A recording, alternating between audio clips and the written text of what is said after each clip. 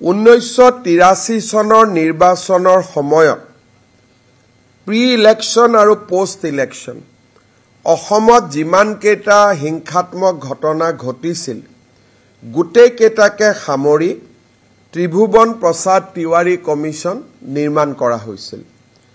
ত্ৰিভুৱন প্ৰসাদ Tiwari commission মুখ্যমন্ত্ৰী প্ৰফুল্ল কুমাৰ মহন্তই 1987 চনত বিধানসভাত দাখিল কৰিছিল, কিন্তু তেওঁ উত্থাপন কৰিছিল কিন্তু তাৰ কপি সদনক দিয়া নাছিল আৰু তেওঁ এটা প্ৰতিশ্ৰুতি দিছিল যে আমি কেইদিনমানৰ ভিতৰতে ৰিপৰ্টটো প্ৰিন্ট কৰি আমি কপিবোৰ বিধানসভাত দিম, কিন্তু সেই প্ৰতিশ্ৰুতি পুৰা নহল আৰু সেই কাৰণে তিৱাৰী কমিছনৰ ৰিপৰ্ট এছেম্বলি বা বিধায়ক কাৰো হাততে নাই। আজি কেবিনেটে সিদ্ধান্ত লৈছে যে আমি এইবাৰ বিধানসভাৰ প্ৰথম দিনাই হাৰ্ড এণ্ড সফট কপি আমি দুইটাই বিধানসভাৰ সদস্যসকলৰ মাজত বিতৰণ কৰিম।